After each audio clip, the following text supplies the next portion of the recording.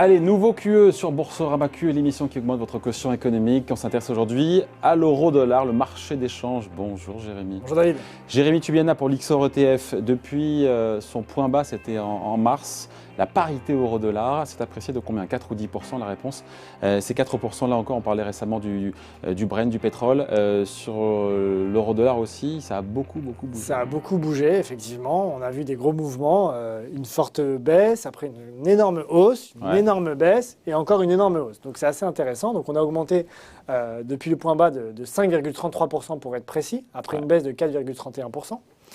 Pourquoi? Là aussi, c'est la grande question. Bon, évidemment, coronavirus. C'est vrai que le dollar, en général, est une valeur refuge. En cas de crise, effectivement. On l'a vu justement pendant le pic, donc valeur refuge. On a bien vu que le dollar a fait office de valeur refuge. Ensuite, politique monétaire très accommodante des Américains, bien plus que la Banque centrale européenne. Ouais. Et donc là, ça a pesé un petit peu sur le dollar. Et on l'a vu que ça continue aujourd'hui. Donc, on a un dollar qui souffre par rapport à son euro. Bon, on est quand même à 1,12. On reste quand même à un niveau très faible historiquement. Un dollar fort, par rapport à l'euro.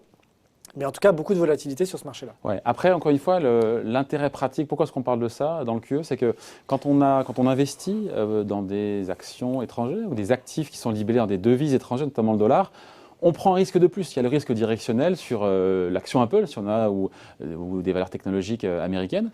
Il y a les valeurs en tant que telles. Intrinsèquement, on est exposé, mais on est aussi exposé à la variation du dollar. Et ça impacte, moi, mon rendement, ce que je vais gagner ou perdre en euros. Si je décide d'investir sur les indices américains, que l'indice américain a monté de 5%, mais qu'en face, le dollar a baissé de 5%, en réalité, mon rendement, il est nul. Ouais. D'accord ? Donc, comment je fais pour me prémunir de ça? Si j'anticipe une hausse ou une baisse du dollar, en fait, il existe des solutions d'investissement via des ETF. Parce qu'il ne faut pas spéculer sur l'échange déjà. Quand on prend un risque sur les marchés actions, compliqué. Rajouter une couche de risque avec le risque de change, mieux vaut l'annihiler, le réduire, et ça, on peut faire. On peut le faire, en fait, avec des parts couvertes. Donc, avec les ETF, c'est ça aussi qui est intéressant, c'est qu'on peut investir sur le marché américain en se couvrant contre le risque de change. Donc, en se couvrant contre la baisse du dollar potentiellement. Donc, on oublie l'évolution du change. Exactement. Ouais. Et donc, c'est très lisible sur les libellés des produits, puisqu'il y a le nom de l'indice et soit Daily Hedge ou Monthly Hedge, qui veut dire couvert en change, ou alors part couverte sur la partie PEA, parce qu'on peut acheter du S&P 500 couvert en change dans son PEA. Ouais. Et donc là, ça permet de se prémunir, pour ceux qui le souhaitent, du risque de change dans son investissement. Bon, c'est un coût, j'imagine aussi, non? Alors, c'est pas un coût, en fait, c'est vraiment un coût d'opportunité, finalement. Ouais. Parce que si le dollar monte, je vais avoir un coût d'opportunité. Je vais pas en bénéficier, évidemment. Oui. Donc, c'est un coût d'opportunité. Donc, soit je décide de me couvrir, ou pas.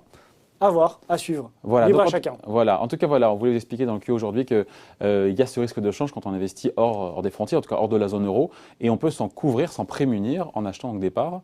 Des ETF qui ont des parts couvertes, tout simplement. Voilà. En anglais, couvert, on dit quoi? Daily Hedge. Daily Hedge. Allez, merci beaucoup. Thank you, Jeremy. Thank you, David. À bientôt donc, pour un nouveau QE, donc l'émission qui augmente votre quotient économique. C'est sur Boursorama, bien sûr.